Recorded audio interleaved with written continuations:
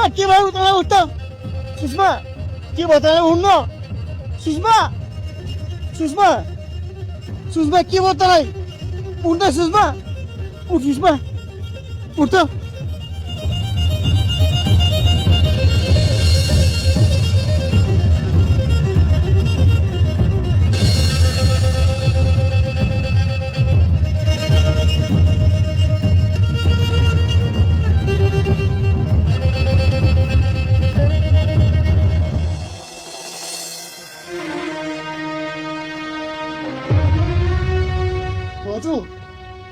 हजुर हेर्नु सुषमालाई के भयो? नानी के भयो? नानी नानी नानी के भयो? आमा के भयो? आमा के भयो? नानी हे भगवान के भयो? नानी छोरी के भयो? दिदी के भयो नानी? दिदी के भयो? बाबु दिदी सानो भिडियोमा पानी लिएर आउनु। के भयो? छोरी उठो त बा, उठो। आगो गर्नु छोरी, के भयो? नानी नानी छोरी नानी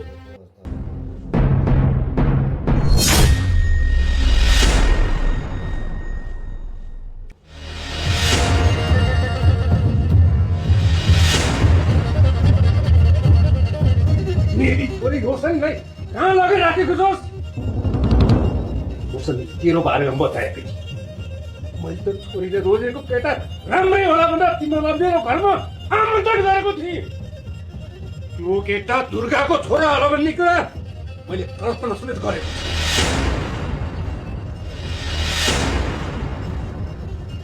जब मैले मेरो छोरीको हुनेवाला परिवारलाई मेरो घरमा आमन्त्रण गरी अचानक मेरी छोरी सम्पर्कविहीनमै मेरी छोरी कहाँ है? के गर्नु?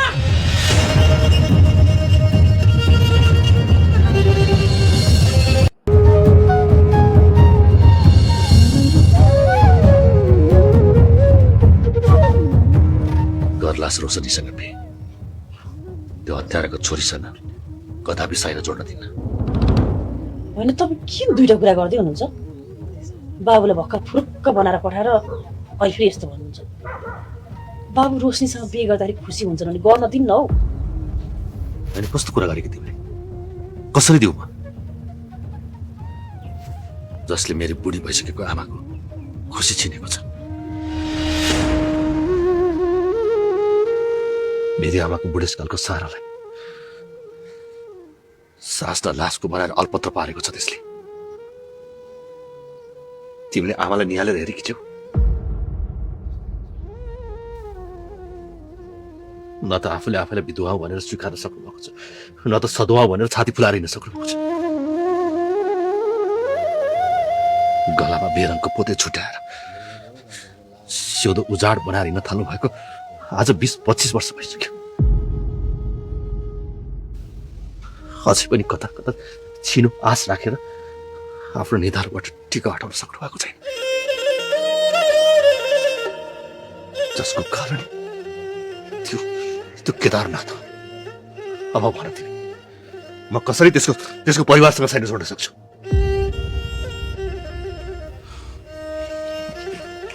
त्यसैले अब जसरी हुन्छ म मेरी आमाको लागि न्यायको लडाईँ लड्छु।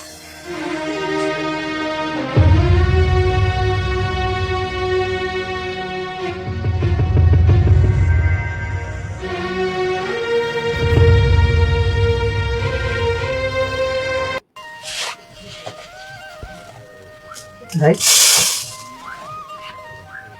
तपाईसँग सल्लाह गर्नु थियो। के सल्लाह भन्न? मैले रुचसँग बिहे गर्दा कुनै समस्या छ तपाईलाई?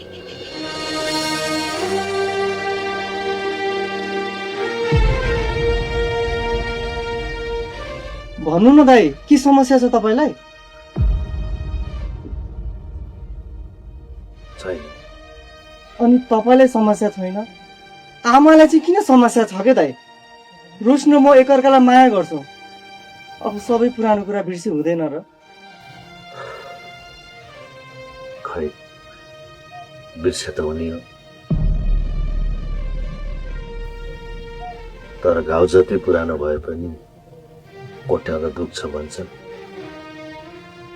सायद आमालाई पनि त्यही भएको होला।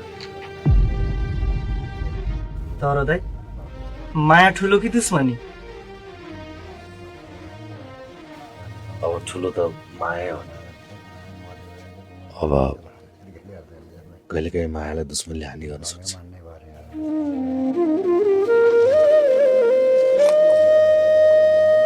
रोशनीको परिवार र हाम्रो परिवार बीच चिन्जान छ भन्ने मलाई थाहा थिएन दाइ। हामीले त अन्जानमै माया गरेका हौँ एकअर्कालाई। अहिले आएर परिवार बीच समस्या रहेछ त हामी दुईजनाको के दोष भन्नु त?